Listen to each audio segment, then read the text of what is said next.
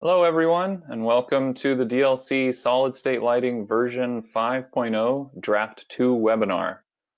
Thank you very much for joining. I know that 2 hours is a long time to take out of your day, but as you all know, stakeholder participation is really a key part of the DLC process. So we really appreciate your time today and submitting comments, so thank you. We will walk through the key requirements posed in the draft, and then we'll take some time to answer questions from you all.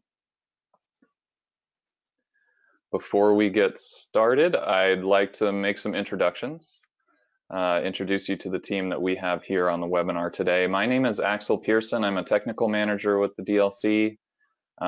Gabe Arnold, DLC's technical director, will cover a couple sections, and he will be the MC for the question and answer session at the end.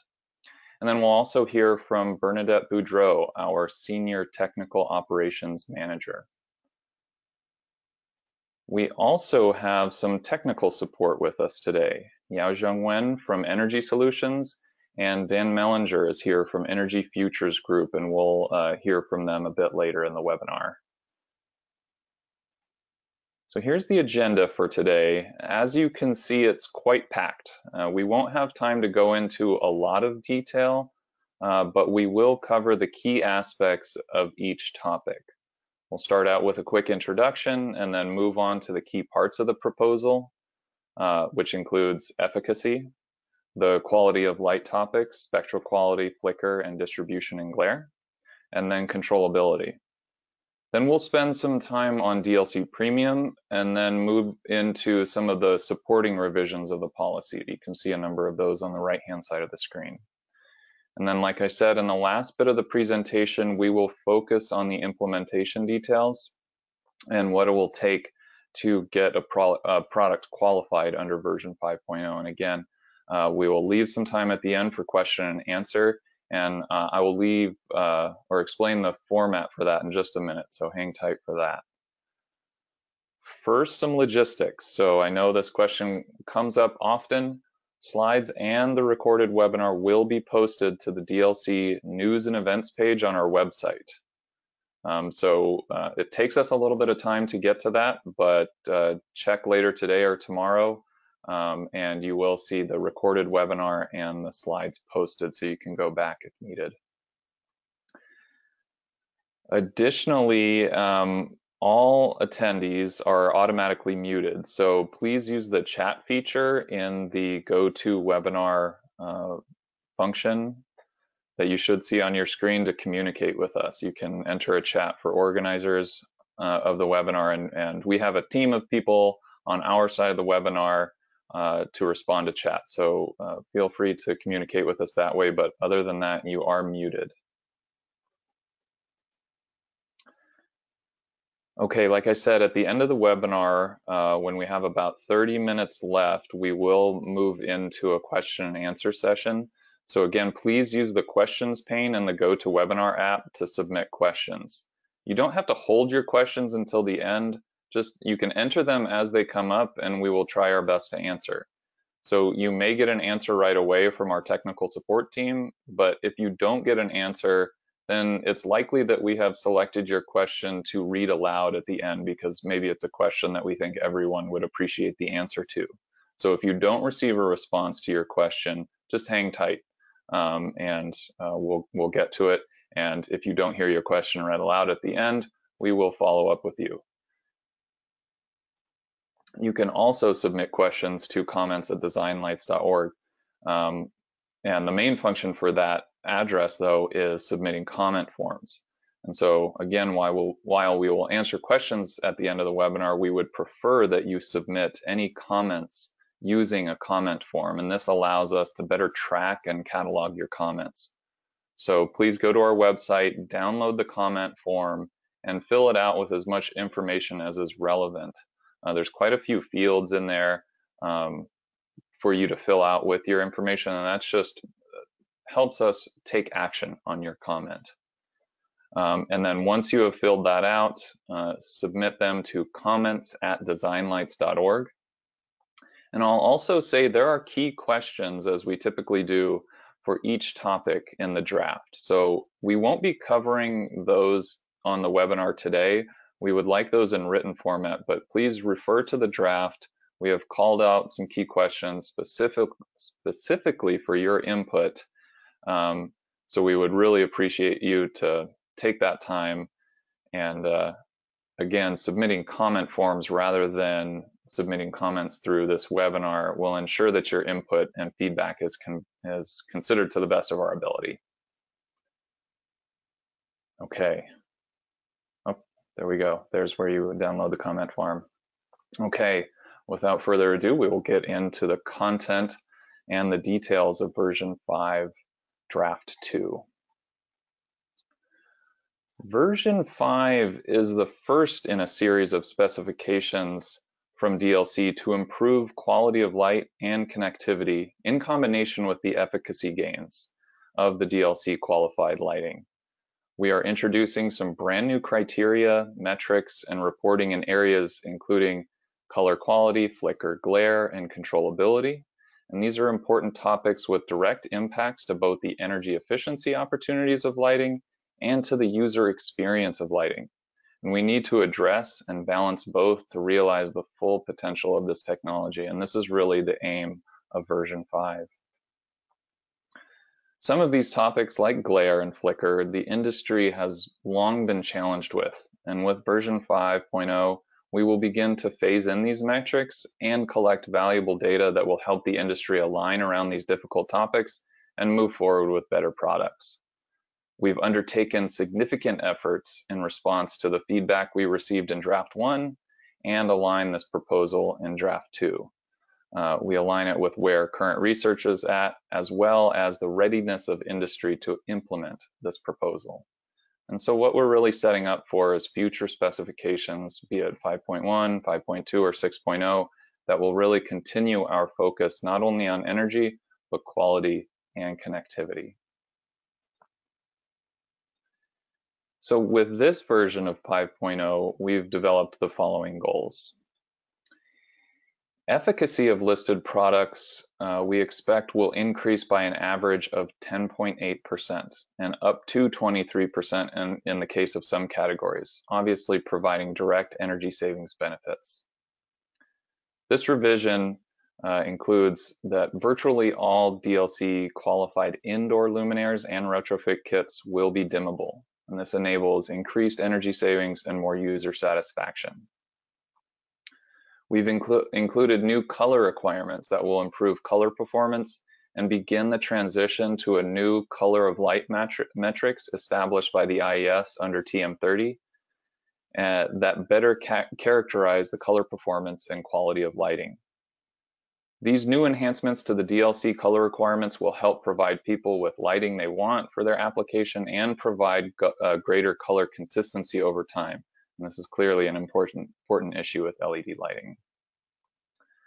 Finally, with significant input from stakeholders, we have proposed revisions to our DLC premium classification. And this means that this category now includes additional criteria for glare performance. This helps ensure that products that achieve that higher efficacy of DLC premium will not do so by compromising their glare control, such that lighting has a negative impact on people.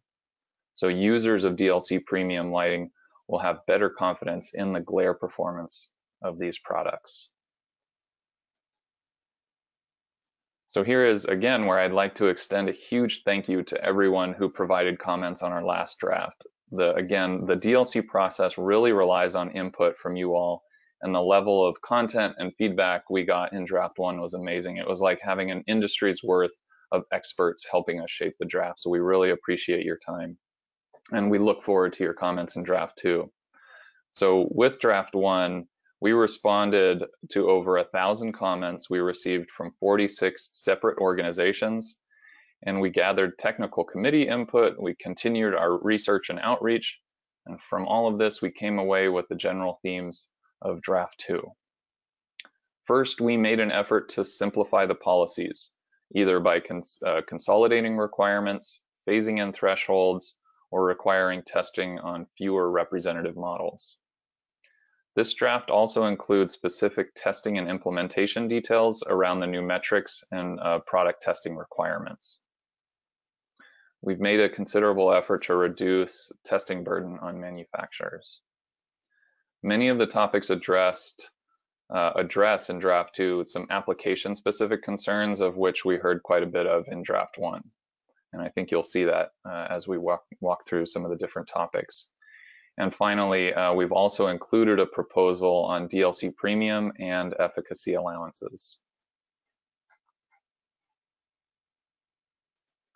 Okay, so now we will take some time to walk through the proposed draft 2 technical requirements. If you haven't read the draft yet, please do so. If you have read it, you know it's a pretty meaty document and there's a good amount of detail, which we won't have time to cover all of it today. But we will touch on the key aspects of each topic, but please know there is more detail in the draft. And again, we'll do some Q&A after this presentation to answer some of your questions. Okay, starting with efficacy. With version 5.0, our goal is to increase efficacy with the pace of technology without sacrificing the quality of light. So the proposed efficacy increases intend to balance energy savings, product cost, and quality of light. We made some slight changes from draft 1 into draft 2. So draft 2 values now represent a DLC standard product weighted average increase of 10.8%, and this is over the version 4.4 efficacy values. We'll take a look at those values in just a second. And then we've also included details for DLC premium, which is proposed as a flat 15-point increase over standard. We will get into more details in DLC premium in its own section a little bit later in the presentation. So here are the proposed changes for draft 2 of version 5. We've colored the new values in green, and there are 3 changes I'd like to call out. We've added low bay as a new general application. And this is because low bay products have similarities to both high bay and linear ambient products in terms of form, function, and application. But having low bay separated from high bay allows for a slight decrease in efficacy, which aligns low bay efficacy with linear ambient. And it allows for some separate glare thresholds falling between high bay and linear ambient for related allowance and premium requirements. Again, more info to come on those glare and premium and allowances in a bit. We've adjusted the efficacy thresholds for troffers and linear ambient luminaires, and this was to ensure that the premium requirements for each did not fall below the version 4.4 levels with that flat 15-point increase over standard. Finally, we have aligned outdoor efficacy thresholds. And this provides for easier implementation with field adjustable light output and field adjustable light distribution products, and it reflects the technology challenges of higher efficacy at higher lumen output.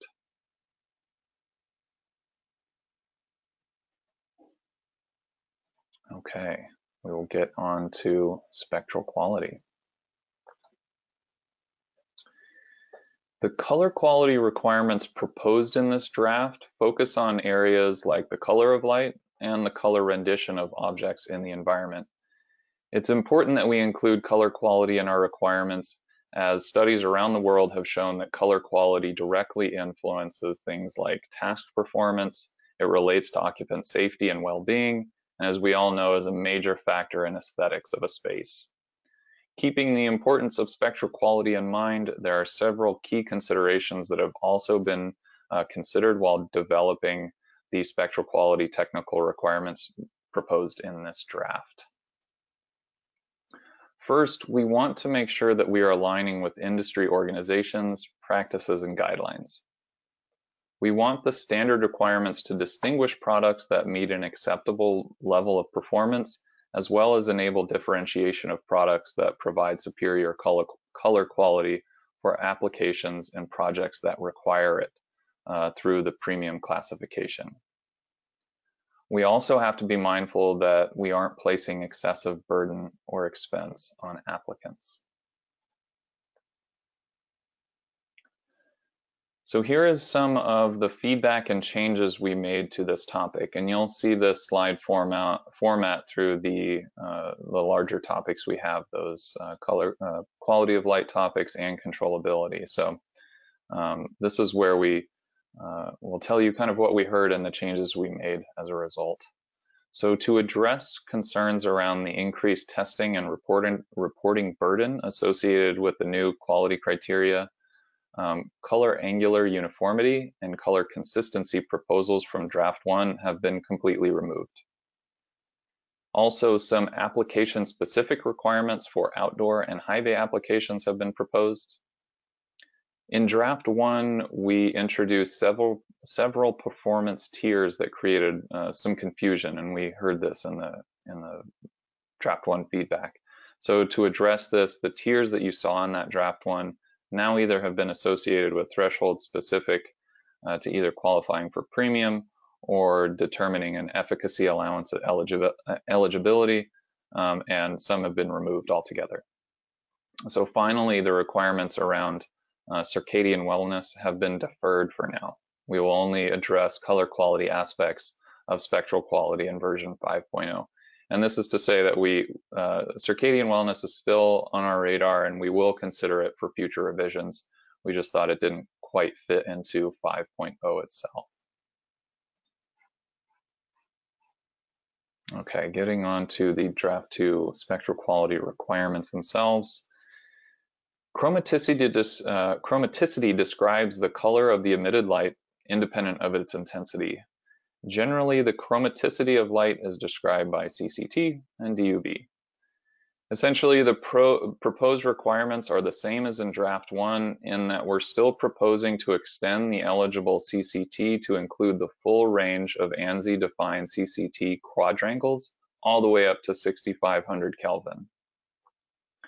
We're also proposing that all products, indoor and outdoor, fall within the ANSI-defined 7-step quadrangles for standard qualification, with an additional requirement for premium of indoor products, except high bay, to be within the 4-step quadrangle. This change generally allows outdoor products and premium indoor products within the given CCT to more closely resemble each other. Also, after revisiting the efficacy allowances tied to CCT, we're proposing a small change in draft 2 such that only products with a CCT less than or equal to 2700 Kelvin will be eligible for an efficacy allowance. Again, more information specifically on premium and allowances to come.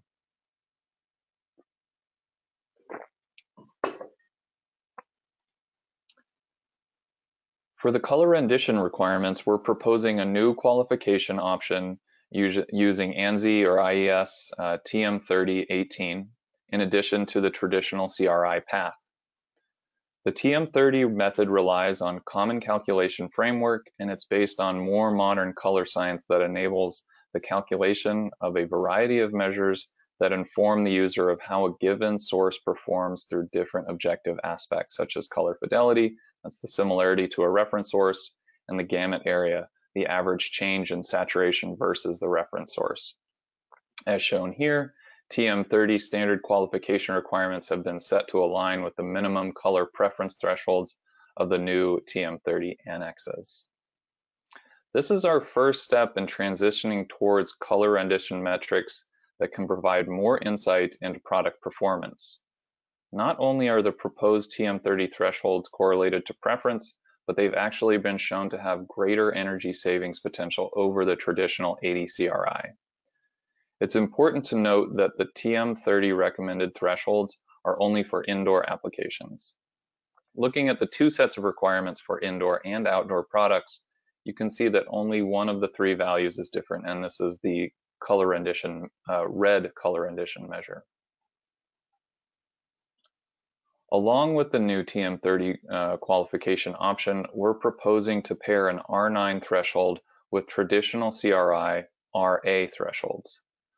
Please note that while either qualification pathway can be used, both sets of values must be submitted and will be listed on the QPL.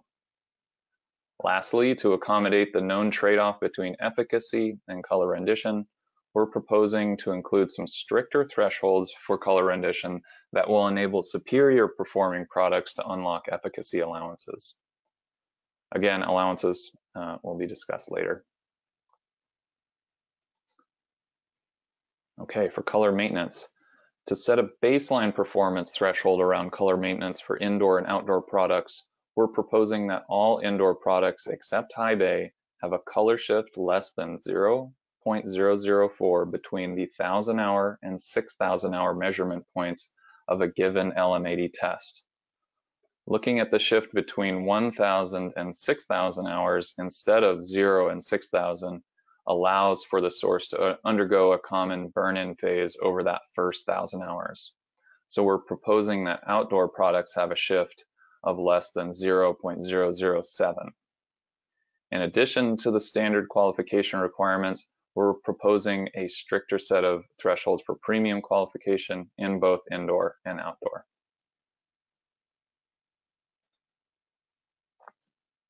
Lastly, we are proposing to collect spectral data per TM27 or TM33 as required accompanying components for the products that undergo LM79 testing in an integrating sphere. We'll get into this a little bit later, but you can refer to the additional reporting guidelines section of draft 2 for additional details on the components that are required for specific LM79 reports. Collecting this spectral data will allow us to work towards enabling internal metric calculation to improve the application process overall, and will also enable better internal data analysis of products to inform future policy revisions on our side. Outside of formatting consistent with TM27 or TM33, there are no threshold requirements for spectral data, and it's important to note that this data will only be collected for parent products and that spectral data will not be listed or available on the QPL and is only for DLC's internal use.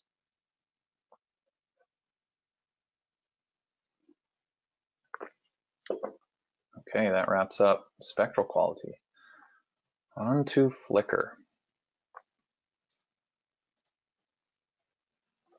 So the reason we are addressing flicker here is that flicker-free operation is a critical component of visual comfort. Flickering lights can, at the very least, be annoying, and they can cause losses in productivity. They can also have pretty serious health impacts like eye strain, migraines, anxiety, photoepilepsy, and others. Flicker can also be dangerous in industrial working environments, and flicker can interfere with machine vision and imaging devices like barcode scanners. For flicker in draft 1 feedback, we heard concerns with the testing burden associated with luminaire level testing at 3 output light levels, and you'll see in the requirements on the next slide, we're now testing flicker for on a single model. There was a lot of uncertainty and lack of consensus around flicker metrics and thresholds. We heard from many stakeholders that advocated for the various flicker metrics and thresholds on kind of both ends of the spectrum. We heard that interactions between dimmers and drivers need to be carefully considered. There are a large number of variations and wide array of controls and light source combinations that can impact flicker performance. And just like some of the other color quality and glare performance requirements, there were application-specific concerns. Commenters noted that flicker requirements or preferences may vary by application type. Okay, with flicker in draft 2, we will test just a single model of a product family, and collect data on the 4 flicker metrics. These are the same 4 flicker metrics that we proposed in draft 1. We'll analyze this data and use it to set appropriate thresholds in later revisions. We heard from many stakeholders that flicker data is much sought after, and we're hoping we can use this data to collaborate with other organizations, really help push the industry in the right direction, in a unified direction at that. So as I mentioned, we are also collecting data to inform those future thresholds for coming iterations of version 5. So whether it be 5.1 or 5.2, and it depends on the data that we will obtain, but this also gives industry some time to research and develop metrics and test procedures, and for more studies to be made on maybe the impacts of flicker on human health, comfort, productivity, and that type of thing. Okay. We are now on to distribution and glare. I am going to pass it over to Gabe Arnold, DLC's technical director, and he's going to cover the requirements for that. So Gabe, hang on 1 minute and I will give you my mouse control. Okay, you should have it.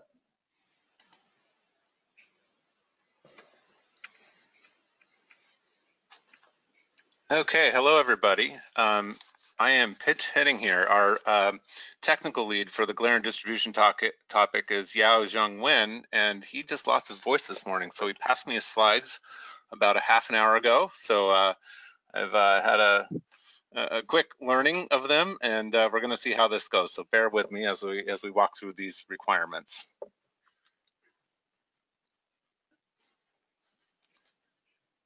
So light distribution is an important issue. It can impact energy consumption depending on how much light from a luminaire is actually illuminating the intended area. Distribution and glare can impact or influence task performance. It can impact safety in terms of visibility and obstacle detection. It can impact visual comfort and well-being. And of course, it's also a major contributor to aesthetics in the architectural environment. Some of our overarching considerations or objectives as we were developing this light distribution and glare proposal were that we wanted to align as best we could with industry standards, practices, and guidelines. We wanted to minimize the testing burden and implementation complexity in introducing some of these new requirements. We wanted to ensure that acceptable lighting quality for products is provided for products with high energy performance. And we wanted to acknowledge the trade-offs that do exist between energy performance and superior quality for low glare applications. So we received over 200 comments to our distribution and glare proposal from draft 1. And after careful analysis of those, we've made some changes in draft 2 to respond to what we heard. There were a lot of concerns expressed about testing burden, additional testing burden that would be introduced with some of these new requirements to address glare and distribution. So we have dialed those back with this draft. The light distribution and glare requirements have been simplified, and they're now combined into a single section. Reporting of additional light distribution metrics that we had included in draft 1, including distribution polar plots, beam angles, and field angles, those have been removed from the proposal. So none of that additional reporting. And reporting of rated values for zonal lumen distribution, spacing criteria, and bug ratings for child products and a family grouping application are allowed. That means that they don't need to be based on tested data. They would just be rated or reported values.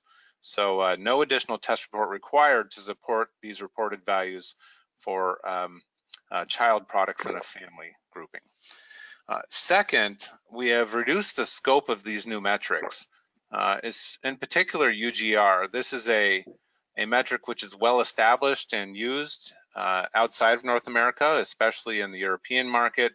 It is new here, and so in considering the proposal for draft 2, we've really tried to take an incremental approach here that would introduce the metric not yet on a broad scale basis, that would provide time for industry and testing labs to come up to speed, develop systems, and tools and so forth for its use. And so specifically, requirements for glare control using the unified glare rating, the UGR metric, were removed for standard products. The UGR metric and requirements is now limited only to products that are seeking the premium classification or efficacy allowances. Moreover, no UGR information will be listed on the QPL at this time, and this is related. This is to address a number of the concerns that we heard in the draft one feedback about the potential for misuse and misinterpretation of this glare metric. So I think we want to take more of an incremental approach here and take some time to see how it goes and work with industry to adopt its use and understand more about what some of the concerns are around misuse and misinterpretation before we move forward on a widespread basis.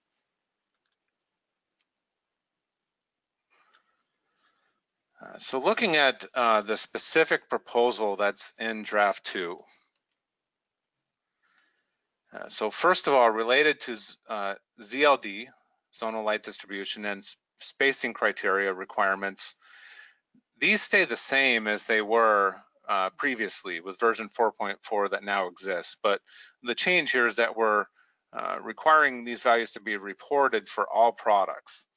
And so we'd ask that the ZLD and the spacing criteria for a single product application and parent products in a family grouping application, those should come from directly from LM79 test reports. And these would be listed on the QPL under the tested data section of the QPL. But for the child products in a family grouping application, the ZLD and spacing criteria should be reported on the application form, and they get listed then under the reported data section of the QPL. So these values for all the child products can be calculated using manufacturer's own methodology based on the parent product's photometric data. So they can implement a scaling methodology if that makes sense.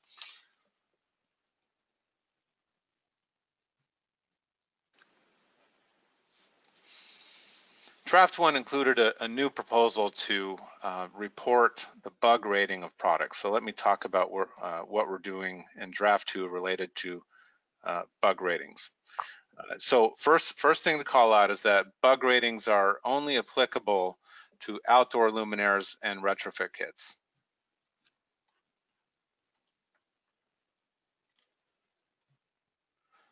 And similar to ZLD and spacing criteria, we ask that the bug ratings for a single product application or parent products in a family grouping application be generated using tested IES files. And these bug ratings will be listed under the tested data section of the QPL. But the bug ratings for child products in a family grouping application should be reported on the application form and will be listed under the reported data section of the QPL.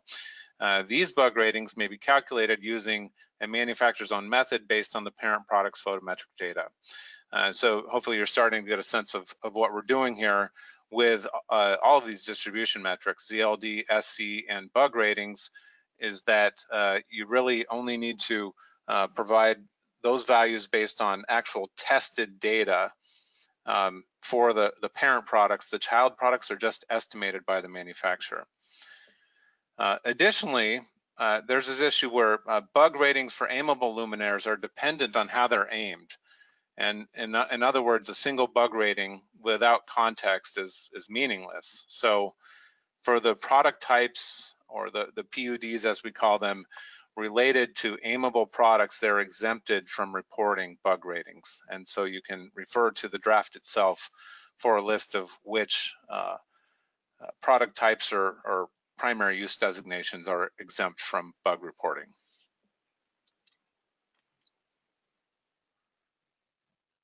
Okay, let's talk about glare and UGR. As was stated earlier, this is a metric that is unfamiliar in the US market.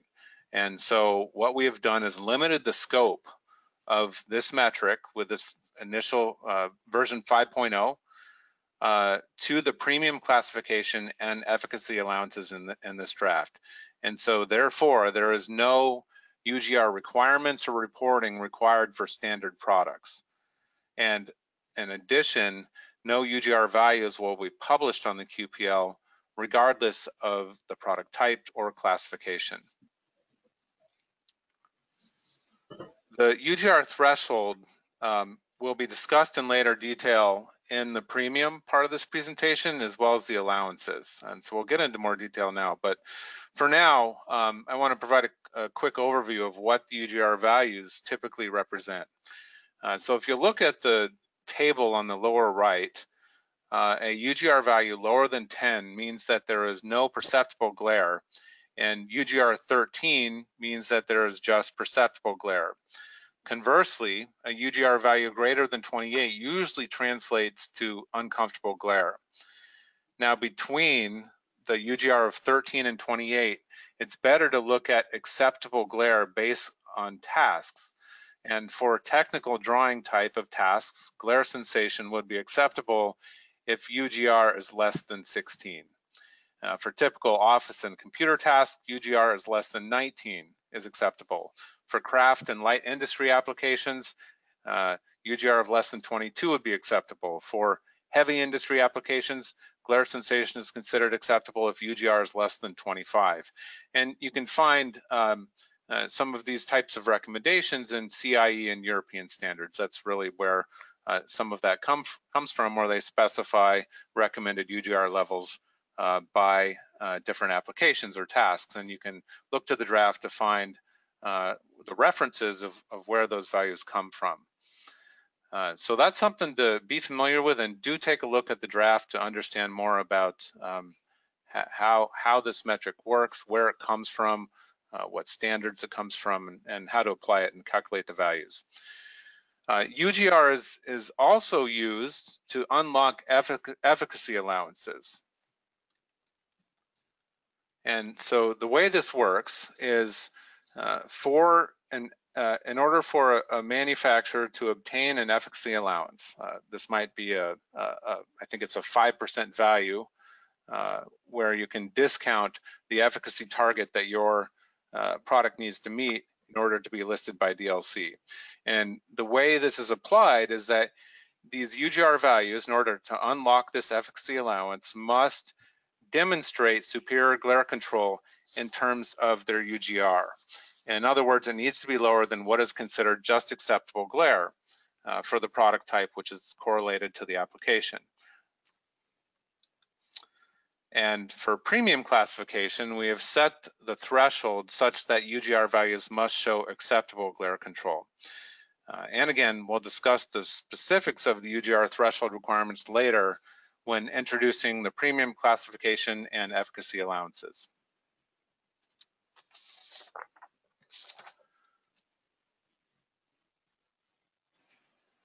So I think that's it. Thank you.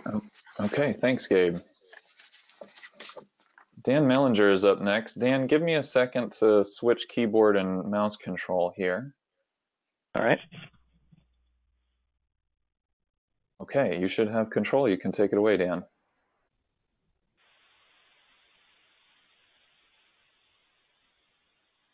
There it goes. Hi, everyone, and thank you, Axel. So I'm going to discuss controllability with you first, and then I'll go into the premium section next. The controllability requirements were something that we had already introduced in draft 1, and the rationale for these metrics remains the same in draft 2. Essentially, the DLC aims to increase the controls functionality of installed products so that the maximum energy savings and user benefits can be realized. Of course, LED products have a long potential useful life, and knowing that the economics of adding controls after the fact is challenging, anytime we install a product today without controls, we could potentially strand that opportunity for deeper energy savings for 10, 15 years, perhaps even more. And as the prior DLC research has shown, network lighting controls are a significant resource of savings potential moving forward, as indicated in this chart in the green area. Network lighting controls represent roughly a third of the remaining C&I lighting opportunity for energy savings. So realizing this potential will require more aggressive promotion from from industry, from utilities, and version 5.0 hopes to support these efforts through the controllability requirements. When establishing the controllability requirements, similar consideration was given to the overarching goal of limiting the additional testing burden. And so the controllability requirements don't propose any new testing in this draft. And since version 4.4 already included some controllability requirements, such as reporting of dimming, we wanted to build on these requirements and not replace them or substantially change them. DLC is also being mindful of the impact of the way products are listed, and the proposed requirements attempt to limit the combinations of product listing. For example, you can envision a product being available with many different integral control options, and we're not proposing that each one of those options be listed as an individual product on the QPL. Draft 2 also more intentionally focuses on controllability requirements that are most likely to benefit customers. That's something we heard in the feedback, and I'll talk about that in just a minute. And then finally, we want to enhance the controls information for product listings to better align the SSL qualified products list with the network lighting control qualified products list. So capturing the information that can better inform and align those two QPLs is definitely a goal. The feedback we received after draft 1 was mostly related to the dimming requirements. Predominantly, the concern was that the capability would add cost and complexity for certain applications, such as outdoor or replacement lamps, where the benefit is unlikely to be realized by the customers or the end user. Stakeholders also desired more details about the integral control reporting and the implementation plan, the QPL implementation plan. So draft 2 addresses these concerns by removing the dimming capability requirement for outdoor and replacement lamp products. These categories will still be required to report on the dimming capability as in 4.4, but they're no longer required to meet it as a performance threshold. And we provided more detail about the integral control reporting and control compatibility. I'll provide more detail on those in the next slides. So starting with dimming, the performance requirement applies to indoor luminaires and retrofit kits, with exceptions for case lighting and specialty hazardous. The requirement is for these products to be capable of continuous dimming as currently defined in 4.4, and we provided the definition again in 5.0. The products must also provide the range of continuous dimming, just like in version 4.4, indicating whether it is capable of dimming below a 10% threshold.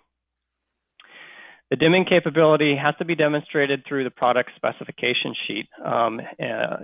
Supplemental documentation or information won't be acceptable. It has to be clearly identified as a dimmable product right on the specification sheet. And it's worth noting that this requirement doesn't establish any criteria about the dimming control protocol, such as 0 to 10 volt or Dolly. Just the active dimming itself, of continuous dimming, is the focus of the requirement and not the protocol. Although we will be asking for information about that protocol, there's no threshold requirements associated with it. And so the other products, such as outdoor replacement lamps or the exempted indoor categories of case lighting and specialty hazardous, those all are required to report on the dimming capability, which is no change from version 4.4.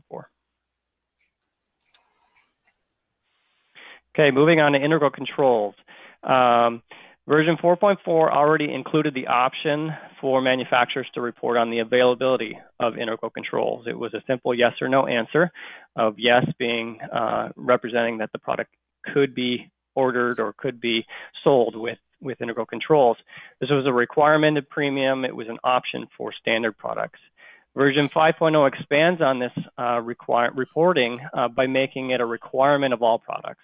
All products will be required to indicate whether or not they are available with integral controls. And if the answer is yes, that integral controls are an option for the product, then manufacturers will be asked to provide more detail about the type of control. The proposed pick list of integral control types is shown here. Multiple selections would be permitted, so a product could have occupancy vacancy sensing as well as daylight sensing. And again, the intent currently is not to provide a separate product listing for each of these variations and combinations, although that is an area that we've asked for feedback on in draft 2. These integral control types are being treated as manufacturer reported assertions of the capability. We're referencing the product specification sheet, but there's no test or standard that we're measuring against.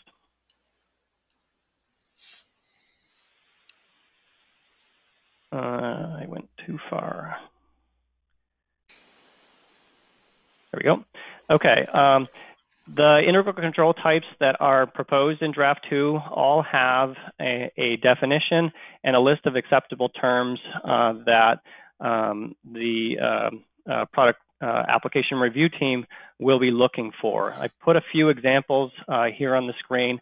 The full list is available in Table 10 in draft 2, but I just wanted to put this on the screen here as an example of the information that's available in draft 2. I do want to draw your attention to the last item, network replacement lamp. This is a new control capability that we're proposing in draft 2, and the intent is to provide a way for users of the QPL to identify replacement lamps that are dimmable, have wireless communication ability, and are individually addressable. These products have the potential to serve the replacement lamp market with a solution that can integrate with all of the features of network lighting control systems. So we think they're worth highlighting separately, and this is one way that we've proposed doing that in the QPL. Finally, in terms of controllability, draft 2 includes required reporting of controls compatibility coming in the form of communication type and dimming protocol. We know that there are many other factors that can determine control compatibility, but these are two important considerations that we've included in draft 2 as mandatory reporting requirements. So in terms of communication type, it's pretty simple. Indicate whether the product is wired, wireless, or has no control communication capability. And for any product that is continuously dimmable, manufacturers will be asked to supply the dimming protocol that the product is compatible with. And so that could be 0 to 10 volt for a wired option. It could be Zigbee, et cetera, for the wireless options. As with integral control types, multiple selections will be permitted. The list of dimming protocol options that you see here is another area that we're interested in hearing from stakeholders, and we've asked for feedback on.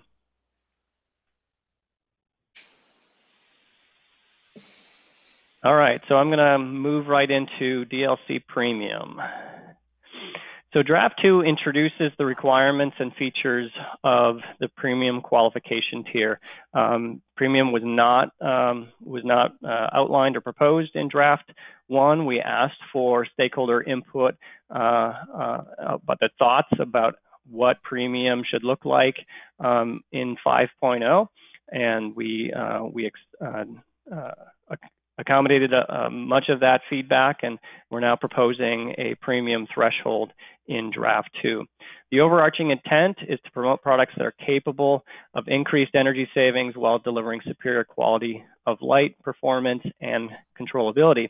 And this is a key distinction compared to version 4.4, where the focus was almost exclusively, not entirely, but predominantly on energy, on a higher efficacy level. And one of the common concerns was that the higher efficacy came at the expense of light quality. Glare is a very critical component of the proposed version 5.0 premium level. We hope to provide the stakeholders with greater confidence in the glare performance of premium products. In developing the requirements for 5.0 premium, we wanted to build on the existing premium structure and brand, not replace it. There's good momentum with premium already, and so we wanted to leverage that. But at the same time, the requirements needed to represent a better balance of energy, quality, and controllability for the reasons I just mentioned previously. As with 4.4, premium will be available for luminaires and retrofit kits, although there are a few new exceptions, and those exceptions are due to the glare requirement. There are certain retrofit kit applications where the glare performance is dependent on the optics of the housing that it would be installed in, and it can't be fairly or effectively evaluated using the proposed metric.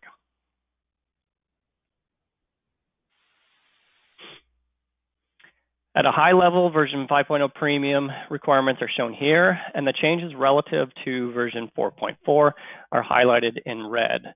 Now, I'll be going through each of these in greater detail on the following slides, so I'm not going to dwell on them here, but I do want to point out that the proposed premium requirements do not include any higher thresholds for color rendition. The color rendering CRI or TM30 will be consistent across both standard and premium.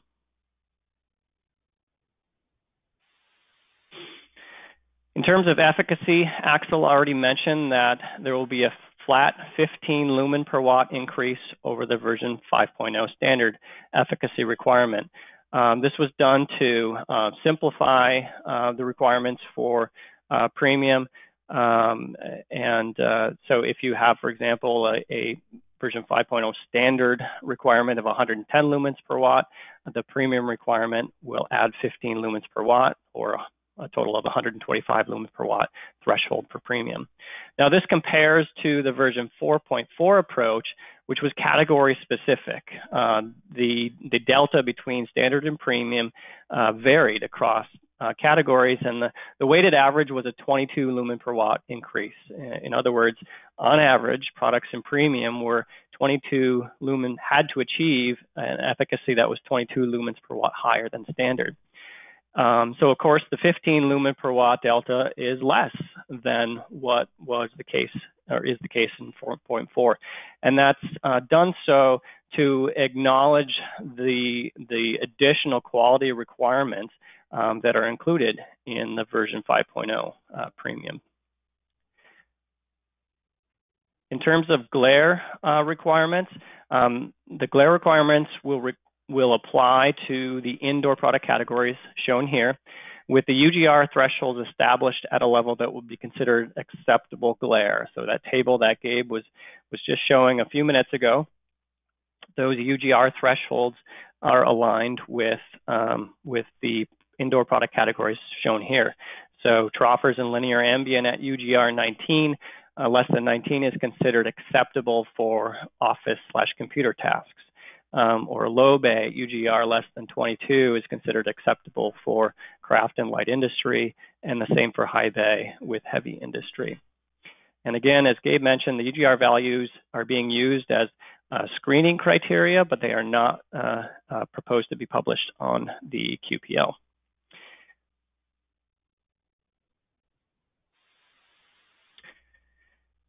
So here's just a table showing the premium requirements relative to version 4.4. So looking at the version 5.0 column, those values all represent a 15 lumen per watt increase over version 5.0 standard. And I'm also showing the change versus 4.4, since this is the first time that we're introducing the concept of premium. I do want to highlight the 4 categories here at the top. Troffer, linear ambient, low bay, and high bay are where the glare performance requirements apply. And you can see that relative to version 4.4, the premium efficacy requirement is either no change, or in the case of high bay, where the glare requirement is least aggressive, it's a very nominal change.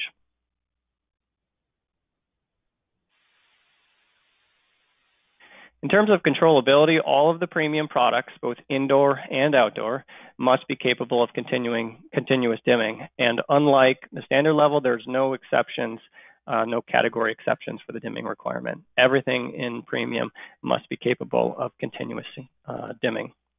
The chromaticity requirement for 5.0 premium is a 4-step anti-quadrangle, which compares to the 7-step requirement for standard.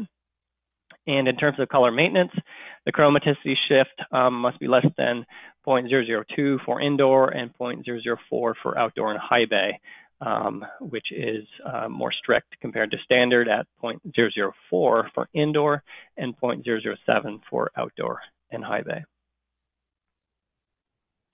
And finally, for premium, the requirements for driver ISTMT, the in-situ temperature measurement test, and lumen maintenance remain in place, but they're unchanged relative to version 4.4.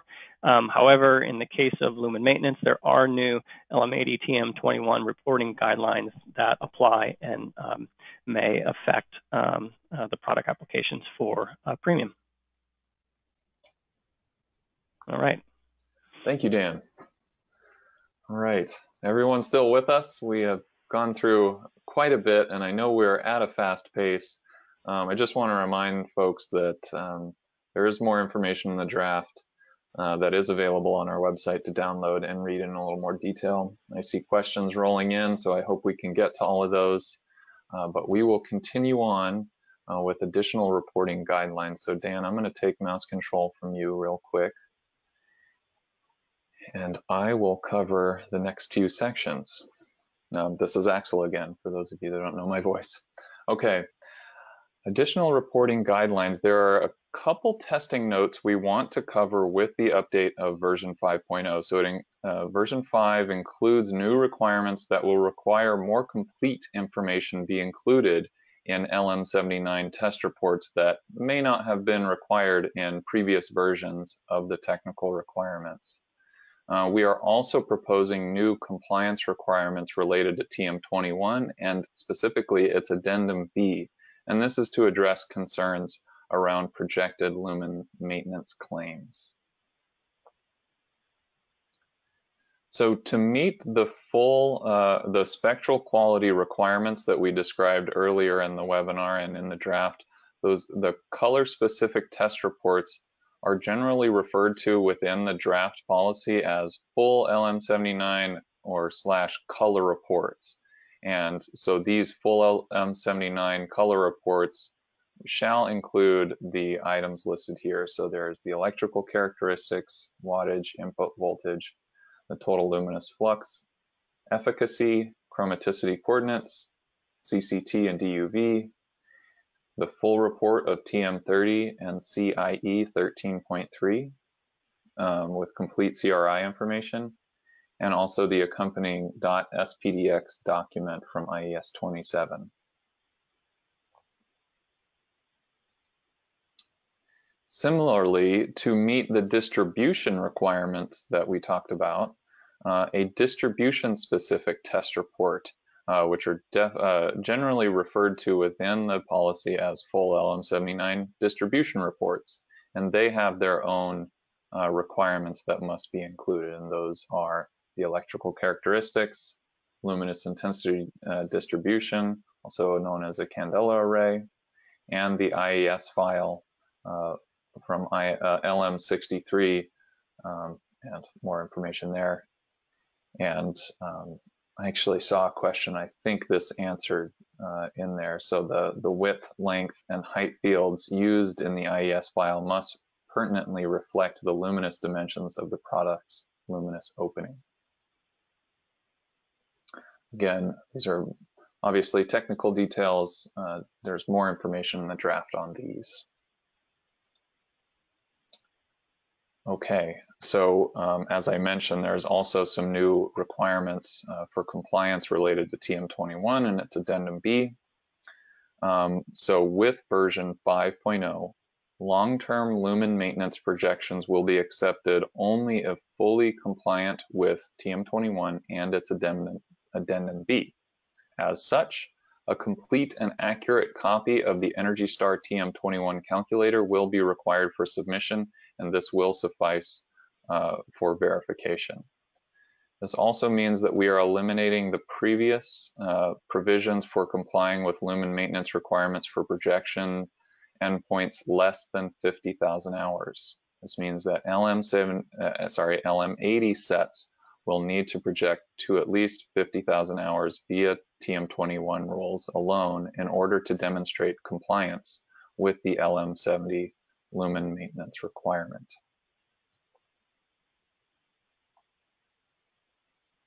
Okay. On to allowances and tolerances. So there's been quite a bit of discussion on allowances, and I hope this brings it all together for you. So as with previous versions of the SSL technical requirements, version 5 also includes allowances to the minimum efficacy requirements. So these are efficacy allowances, meaning if you meet these criteria, you can apply this percentage allowance to your efficacy threshold for the product category in which you're applying, and you essentially can meet a lower efficacy threshold. And these allowances are in place because it is not our intent to drive lighting away from features that contribute to overall lighting quality at the expense of efficacy. Quality must go hand in hand with efficacy if those long-term energy savings are to be realized. And as such, DLC will grant allowances to efficacy requirements applicable to both tested and reported performance values. So the first set of allowances I want to cover have to do with color. The first update to an allowance under version 5.0 is simplifying the CCT allowances. If you remember, in version 4.4, we allowed a 3% allowance for products that are 3,000 degrees Kelvin or less, and 5% for products that are 2,700 Kelvin and less. So we were removing that ability to get 3% for CCTs less than 3,000 K, but we are keeping the 5% available for CCTs less than 2,700 K. While we simplified the CCT allowances, we added some detail to the color rendering requirements. In version 4.4, an indoor product could still get 5% for having a 5% allowance for having at least 90 CRI. So we, in 5.0, we are adding an equivalent value of measuring with TM30. We are adding a higher allowance if the product uses TM30 and achieves that higher color rendition value. We are also proposing a 5% for outdoor products that achieve 80 CRI, and there is also an equivalent value if measuring with TM30.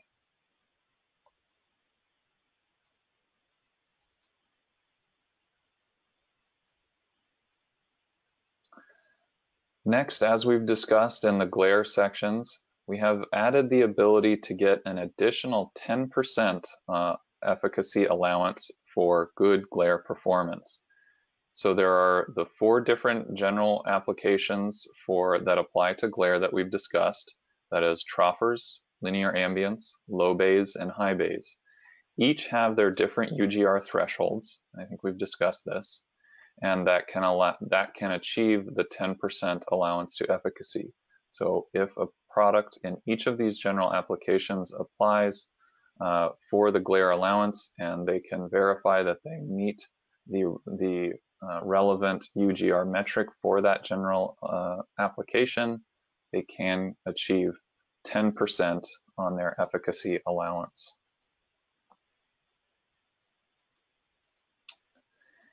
Now, as you can imagine, some of those numbers add up to quite a bit of an efficacy allowance. So we are including and stipulating a maximum allowance. And so it is set at 15%. And this is increased from version 4.4, which is a 5% allowance. So again, to really encourage the increase in quality of light within version 5.0, we are allowing for a 15% maximum allowance. And this would allow a product with true high quality of light to get some portion of each allowance type. And for example, that could be a troffer that has a CCT of 2,700 degrees Kelvin, has a a CRI of greater than 90 and an R9 of greater than 50, and a UGR less than 16. Separately, all of those allowances add up to 20%, but again, because of this maximum allowance, this product could claim 15%, and this is effectively 5% each from each quality of light criterion.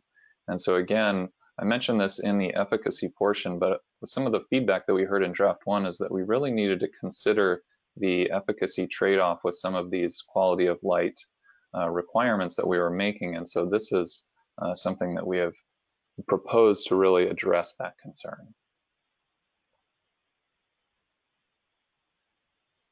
Okay, on to tolerances. Keep in mind that tolerances and allowances are separate. Allowances are allowed to distinguish and reward high-performing products. Tolerances are allowed for any product, and this is to account for variations in testing across labs or just test events. And so with new requirements comes new tolerances, specifically for color rendering, color maintenance, and UGR, those new values that we are proposing. And all applicable existing tolerances are still in place, like those for light output, efficacy, and CCT. So this table shows here, highlighting the new and existing tolerances allowed. So you can see the first few are unchanged, but for they are updated for minimum color rendering, color maintenance, and UGR. So please take a look at the draft. There's more information on tolerances within that draft. And let us know if you have any comments on those. If you look at the bottom of the table, you have noticed that we left in red text but crossed out power factor and total harmonic distortion.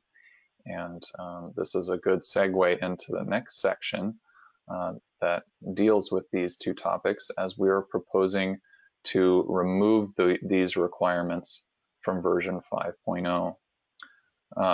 And this is because obviously version 5.0 is proposing adding a number of new requirements and test reports, such as those we've been discussing on color, flicker, distribution, and glare. And in order to balance these new requirements with DLC's effort to minimize testing burden, this draft 5.0 proposes to remove the total harmonic distortion, the THD, and the power factor requirements from listing on the QPL. We've been collecting data on these metrics since first requiring these in 2012, and the power quality of the listed products has been fairly consistent and reliable.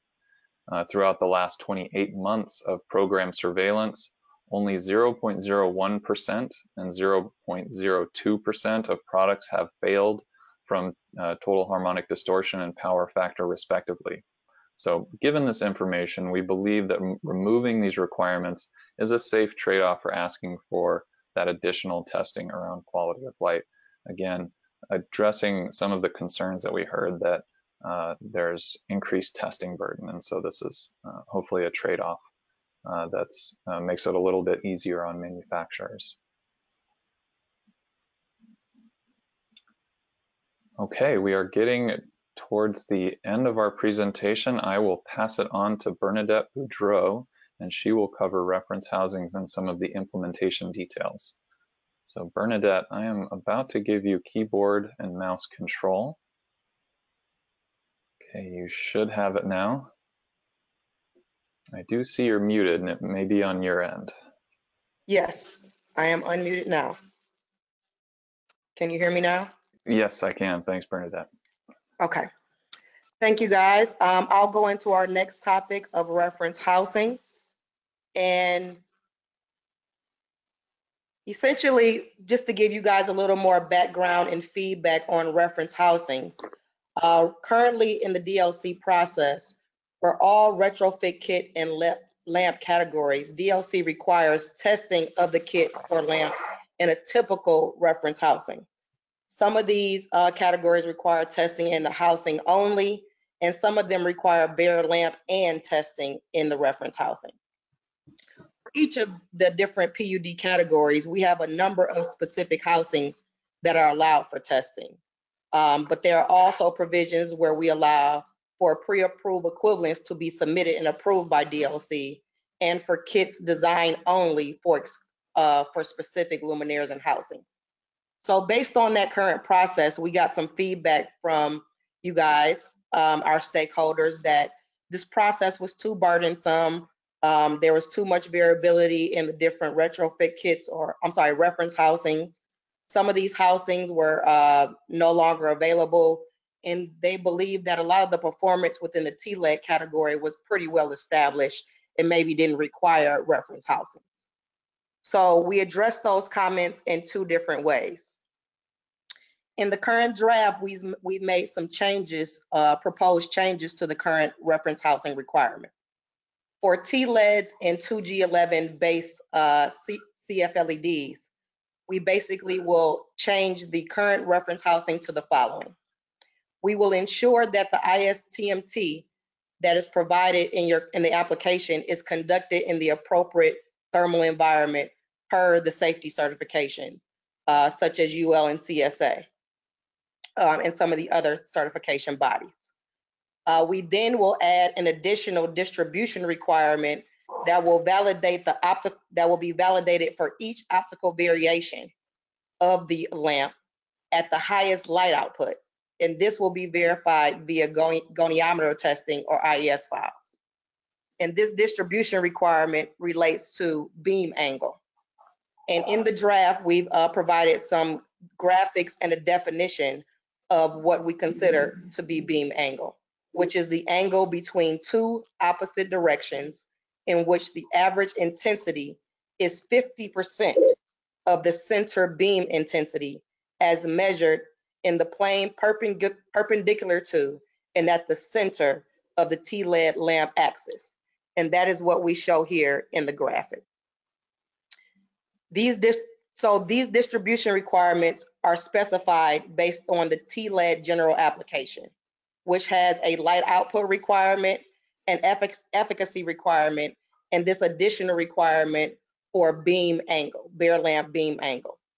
We base this bare lamp beam angle on a lot of the research we did on our current QPL and outreach that we performed that determined the beam angle that was considered for higher quality products.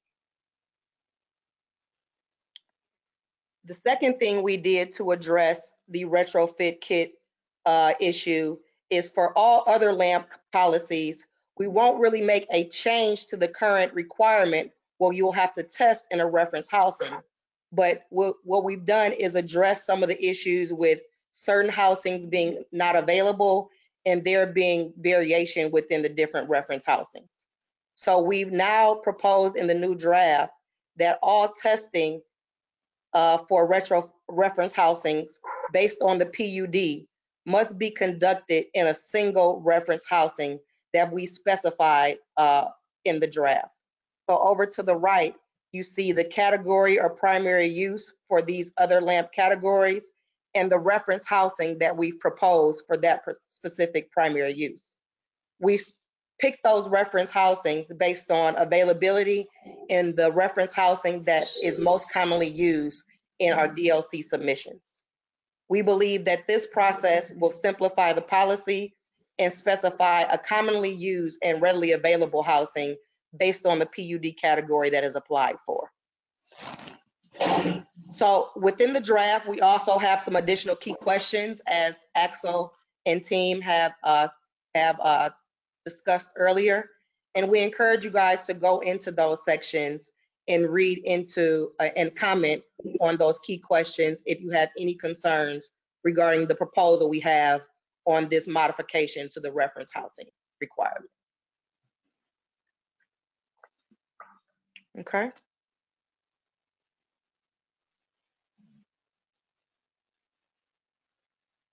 Next, I'll move on with implementation. For basically, we were looking at this timetable where T references the time when the 5.0 draft is released. So for new product qualification applications submitted after 5.0 release, which is signified by T equals 0, we will have a transition period where 4.4 applications will still be accepted. That will be for a time frame of approximately 3 months. After that 3-month time period, all new applications submitted must be submitted according to the 5.0 requirements. That is one of the key dates that we wanted to highlight to you guys in regarding to new product applications. Now, moving on with transition options for products that are already on the QPL, due to the fact that we know that we've added a number of new requirements, we are proposing a 2-step approach to updating products on the QPL. The first option is a 1-step transition, where a manufacturer can submit a complete update of all the requirements included in 5.0, which include any related efficacy impacts. So that includes the color, flicker, and distribution, as well as controllability requirements that have been discussed earlier. If you do not want to submit all of your updates in a 1-step transition, we are offering another option, which is a 2-step transition. A submitter will update their product in 2 steps. The first step will require an update application submission that ensures that all the new efficacy, dimming, and glare requirements are met, but that does not include the rest of the 5.0 requirements, such as controllability and color. This means that efficacy updates for premium products and any allowance requests would also be subject to 5.0 glare requirements. And also, any changes to dimming that are required must be done within the first 12-month grace period. After you've submitted that first update application, we then will allow another application to be submitted that will allow you to submit the remainder of the testing required to meet 5.0. So that gives you a little more time to do testing and any potentially other updates required to meet the remainder of the 5.0 requirements. So to look at that in more of a time frame aspect, once again, T0 meaning that is when the 5.0 spec will be released. We will allow you to update those products, and within a 12-month period, you will have to update all of your products to meet the 5.0 efficacy, dimming, and glare requirements, which is what I discussed earlier as step 1. And after that, at that 12-month time period, after 5.0 release, if your products do not meet at least the 5.0 efficacy, dimming, and glare requirements, the products will be delisted. After that delisting process, you will have another 6 months to be able to update the products to the full and complete 5.0 technical requirements. After that 18 months after the 5.0 spec is released and your products do not meet the 5.0, all of the 5.0 technical requirements, your products will be delisted. So those are two of the key delisting points for updated applications. After 12 months, if you do not meet the efficacy, dimming, and glare requirements, your products may be delisted. And then after an 18-month time frame, products that do not meet the complete list of the 5.0 technical requirements will be delisted.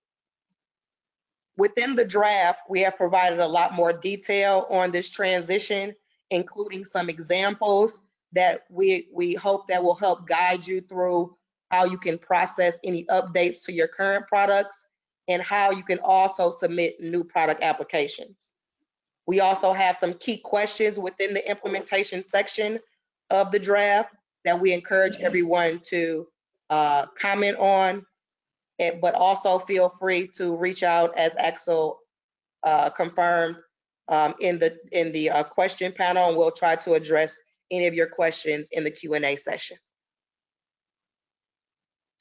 And at this time, Axel, you can take back control from me. Okay, thanks, Bernadette. All right, so I'll cover a quick few next steps here. So here are our important dates. You can see that draft 2 was released on September 30th, last month, and comments will be due November 8th, and so that's a full 6-week comment period. We're about 2.5 weeks in now, so you've got roughly 3.5 weeks to finish those comments and get them in to us for consideration for the final draft. So we'll take the remainder of 2019 to consider your comments and incorporate them into the final draft, and then planning to release the final policy of version 5.0 in January 2020. And as Bernadette just covered in the implementation section, it probably April 2020, the earliest that we'll be requiring those version 5.0 apps, but please consult the implementation section in the draft for more details and to revisit what Bernadette covered. And just keep in mind that these are our set goals. Sometimes those dates can change. It really depends on the feedback we get, but this is our next steps as of now.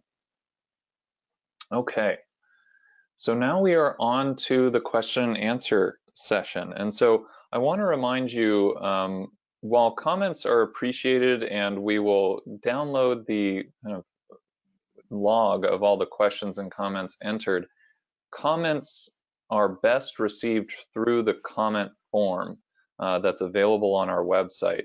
And it has questions for supporting information. You can include contact information so we can follow up with you if necessary. But as far as comments go, that is really the best way to provide your input. So I've seen a number of questions rolling in. What we're going to do now is take a look through these comments. So it may be quiet for just a little bit here. We're going to take a look at the questions that have come in, and our technical support team have been diligently monitoring the question pane and flagging those questions that we think are good to discuss in front of the whole team. And then for those that were able to be answered right away, hopefully you've been getting some answers to your questions in there, and we'll take a little bit of time now to either answer them within the questions pane or call them out loud.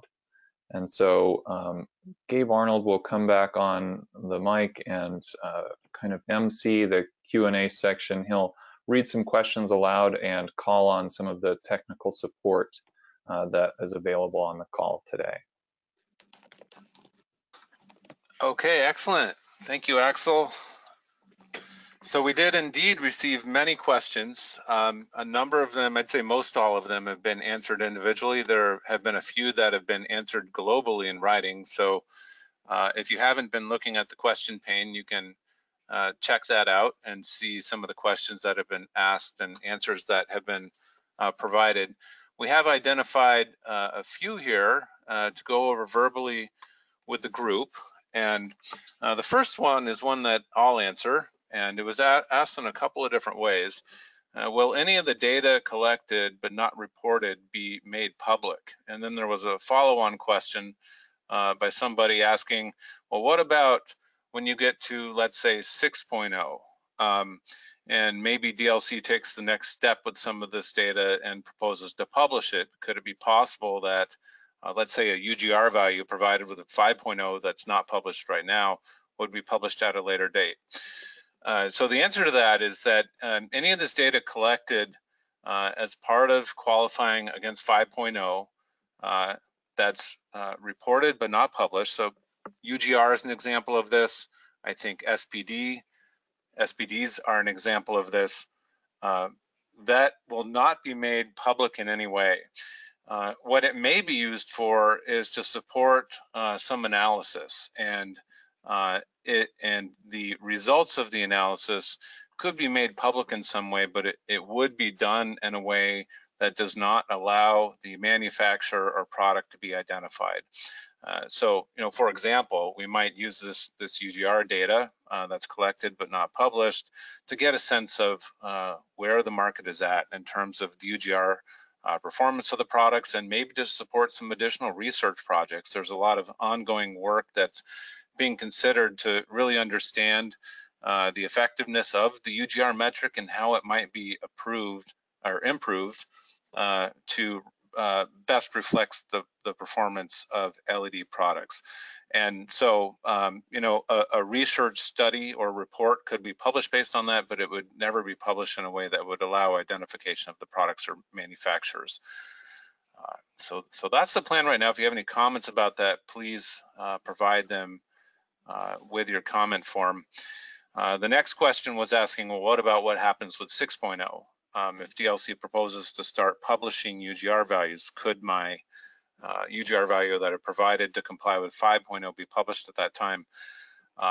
Any proposal by DLC to begin publishing some of these values or data will go through our stakeholder input process, and as we always do, we'll very carefully consider the input and look to understand any concerns there. So there will be an opportunity absolutely to provide input on that if that's something that was proposed later with, let's say, a version 6.0. So I hope that answers that question. Next question. I think I'll answer this one as well. This is asking, I see there are two options to meet the color rendition requirements. Basically, we're providing a pathway using TM30 metrics, as well as a pathway using traditional CRI supplemented with R9. And the question is asking, if you've got a product that maybe it's able to meet one, but not the other, how would DLC determine the pass-fail? So if the product's able to demonstrate compliance with the TM30 option, but maybe it fails in some way with the CRI and R9, how would DLC handle that? So these are presented as options. It's really either or. You do not need to comply with both. So in that case, if you had a product that was only meeting one of the options for color rendering, but not the other, it would still pass, and you would choose the option with the metrics that it passed with. Okay. Can I elaborate a little more on the color requirements? Yes, go ahead, Michael. There was a couple questions specifically, do I need to meet all of the TM30? There's three requirements there, or can I just meet one? And so it is that they're designed to work as a system, so you have to meet all of them simultaneously within the TM30 bin, or all of the ones together within the CRI bin, the CRI and R9 requirement. But you can meet either of those two sets, as Gabe was just explaining.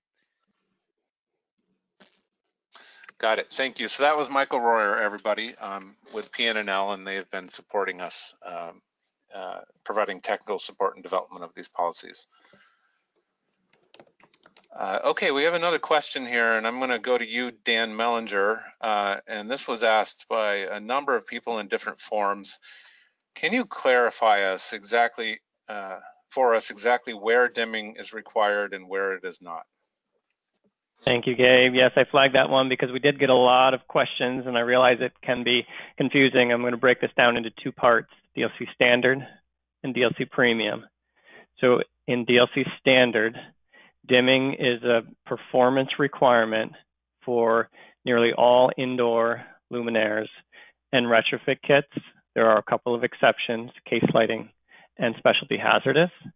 But otherwise, everything else indoor, luminaire and retrofit kit, requires to be dimmable for DLC Standard. Outdoor and replacement lamps don't have a dimming performance requirement. And DLC considers all flavors of the linear replacement lamps, type A, B, and C, to be a lamp. So the dimming requirement doesn't apply to those. There was some question about whether type C is considered a retrofit kit or a lamp, but by DLC considered to be a linear replacement lamp. Within the premium category, everything has to be continuous dimmable. There's no exceptions for certain PUDs. So if your product is seeking premium and it's within an eligible category, lamps are not eligible for premium, has to be dimmable. Okay, thanks, Dan. Our next question is related to flicker, and I'm going to ask Axel to answer this one. And it says, regarding flicker testing, why the need for testing all the flicker metrics? Isn't percent flicker alone sufficient, like the one used by California Title 24? Yeah, thanks, Gabe. This is a question that we struggled with ourselves, but we did receive a lot of input, and during draft one, we had many stakeholders advocate for the various flicker metrics. Some folks were very adamant about percent flicker, and others for the NEMA 77 metrics, which are PST and SVM. Those metrics are required in Energy Star's Luminaires version 2.1. As the commenter or the person asking the question said, percent flicker in some capacity is required for California's Title 24.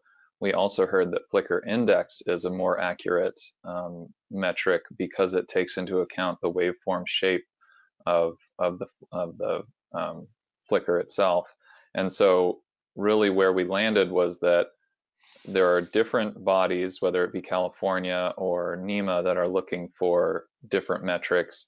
There's still little alignment around those metrics with the industry. So our approach here was to, again, collect data on the 4 flicker metrics and work with the industry to help narrow in on one suitable metric, hopefully, and set of thresholds.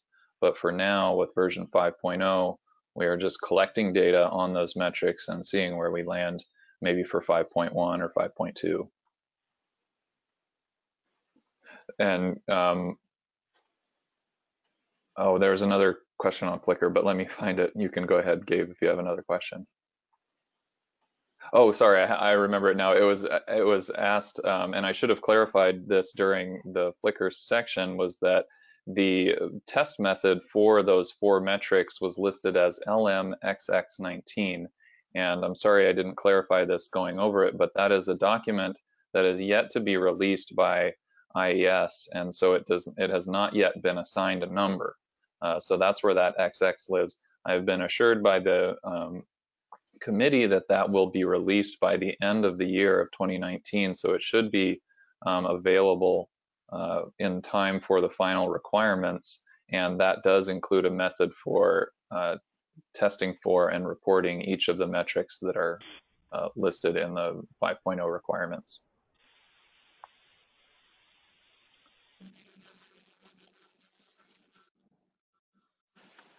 Okay, thank you, Axel. Let me see if we've got any others here that we want to answer.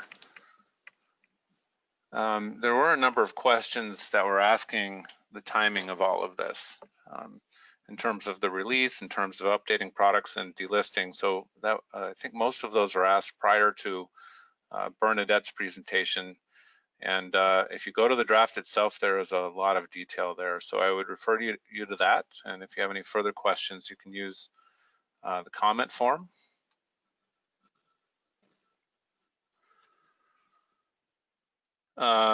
Dave Ryan, I think I'm going to call on you for a question here about color maintenance evaluation for white tunable.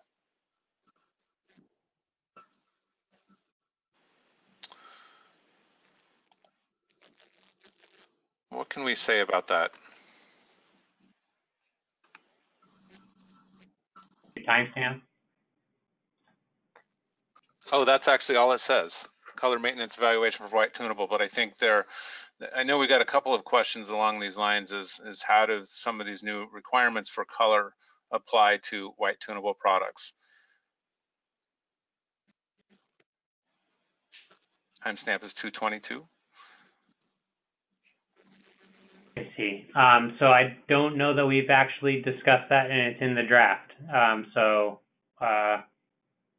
I think maybe that's something to think through for our group and decide on a public response for.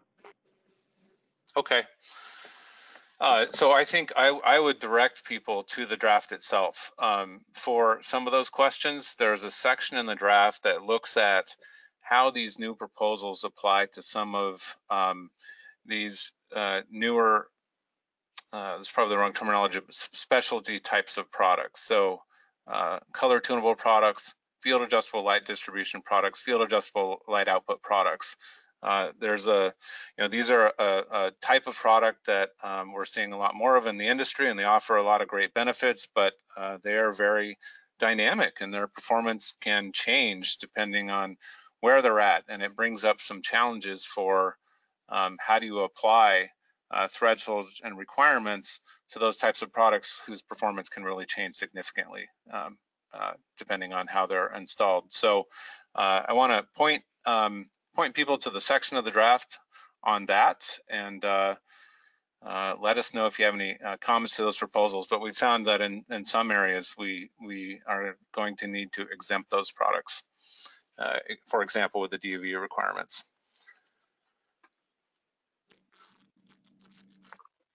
Okay, let me see if I've got any more here.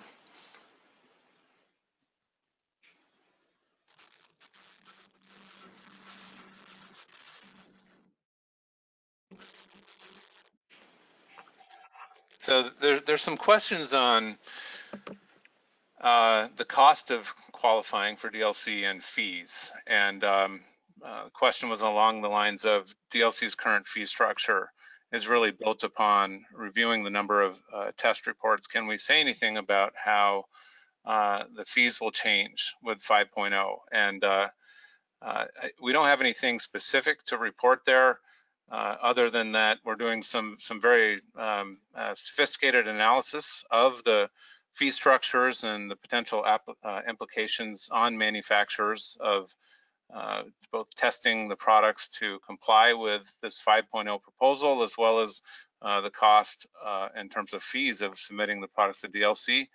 And that information will be included with the 5.0 draft. I would probably say that they're not going to stay the same as they are now.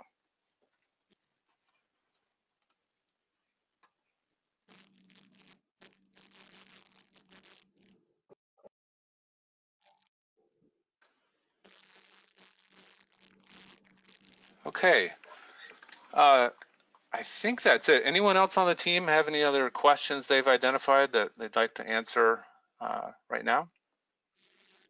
Gabe, I have one for Flickr that I see scrolling through. A couple questions, and I think it applies to more than Flickr, but some of those metrics that we are collecting data on and why we're not listing some of that on the QPL. I think that applies to the SPD data. But I will answer for Flickr specifically on why we're not publishing data on the QPL at this point in time. And for Flickr, it's that we are testing a single model of a product family, and we understand that that may not be representative of the product family, and so we don't want to represent that family as having a certain Flickr performance, and there are no associated thresholds. And so until we have established test procedures in place, we will again just collect that data on Flickr and use it for internal analysis and collaboration with other industry organizations to set appropriate thresholds or hone in on a single metric. So that's why we're not publishing Flickr data on the QPL at this time, but this is something that we're certainly considering for future revisions. Thank you, Axel. There's another question here, which is maybe a different flavor of what of an issue you were just describing. And the question is, can you speak to the balance of reducing testing and application burden and the proposed requirements for DLC internal use only, for example, SPD and Flickr? And I want to say that the purpose of collecting this data and implementing some of these new metrics, including UGR, SPD, and Flickr, though they won't be published this time, it is really to start to work with industry to start to build some experience, services, and support for using these new metrics. And we're taking an incremental step here with some of these metrics, such as flicker and such as glare, and they're entirely new. Not all the testing laboratories are up to speed with them. There is not yet accreditation processes available to all the metrics. But I think if you look outward in the future, we're looking to get started with this, such that they might be included in a more widespread basis with future revisions, whether that's 5.1 or it's a 6.0. And when it does come time to take that step, I don't think it's going to be one we're going to want to do all at once. And so I think it will serve everybody well to start to get some experience with the new metrics. So hopefully that provides some perspective on that question. Okay, anything else from the team here?